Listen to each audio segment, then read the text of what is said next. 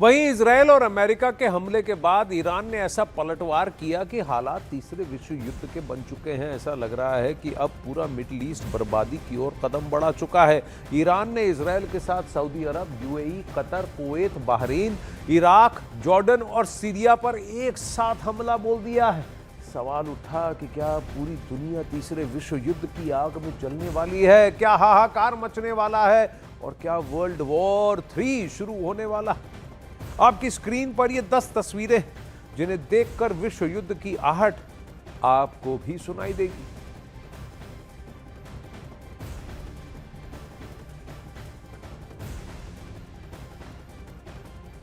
अब वही दुनिया पर विश्व युद्ध का खतरा इसलिए मंडराया क्योंकि इजरायल और अमेरिका को ईरान जवाब दे रहा है और इस वजह से बात बढ़ती ही जा रही है।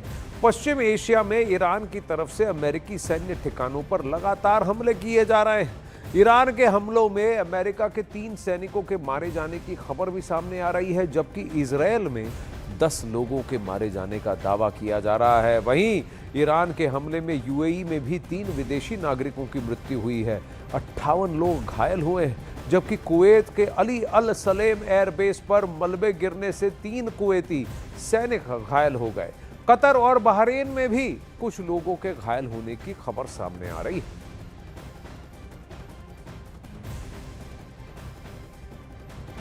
अब वहीं इराक में यूएस बेस पर ड्रोन से हमला हुआ है।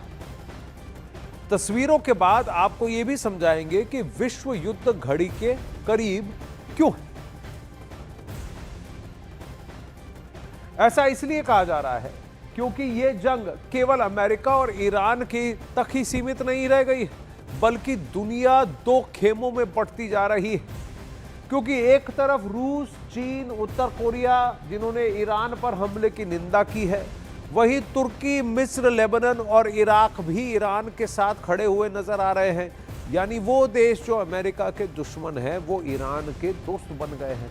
पाकिस्तान के प्रधानमंत्री शहबाज शरीफ ने ईरान के supreme leader ayatollah Ali Khamenei की मौत पर दुख जताया। मतलब पाकिस्तान ईरान के साथ खड़ा दिखा, लेकिन ये बिन पैंदी का लोटा है दोस्तों, क्योंकि इसने सुरक्षा करार किया है सऊदी अरब से और अपने ही एयरबेस अब मुहैया करा रहा है अमेरिका को।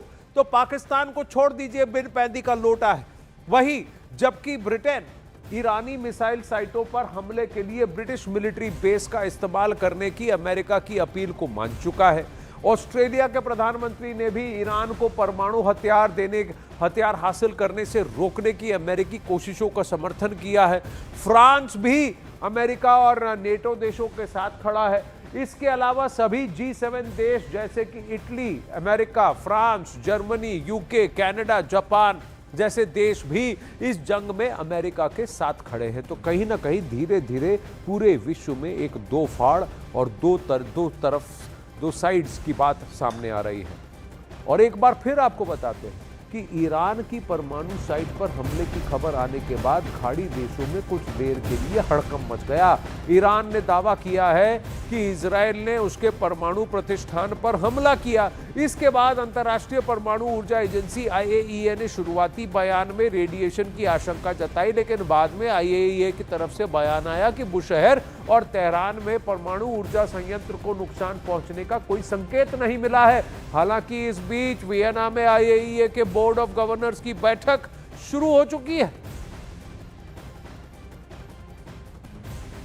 We cannot rule out a possible radiological release with serious consequences, including the necessity to evacuate areas as large or larger than major cities. What I can assure you is that the IAEA is there, working with its member states and keeping the international community informed while being ready to react immediately. अब वही America और Iran की लड़ाई के बीच बाबा Venga की तीसरे विश्व युद्ध की भविष्यवाणियां एक बार फिर से सोशल मीडिया पर ट्रेंड करने लगी हैं। बुल्गारिया की रहस्यवादी और भविष्यवक्ता ने बाबा वेंगा 2020 के दशक के बीच एक खतरनाक ग्लोबल वॉर की भविष्यवाणी की थी। 1996 में दुनिया छोड़ चुकी बाबा वेंगा के समर्थकों का दावा है कि उन्होंने मरते वक्त कई सारे संकेत दिए थे। समर्थकों के अनुसार उन्होंने भविष्यवाणी की थी कि 2020 के बाद दुनिया में कूटनीतिक तनाव बढ़ेगा, जो एक बड़े युद्ध में बदल जाएगा। उनकी बातों में परिवर्तन और विनाशकारी संघर्ष का जिक्र था, जिसे आज के बदलते वैश्विक समीकरणों से जोड़कर अगर देखा जाए तो कहीं ना कहीं बात सच लग रही है।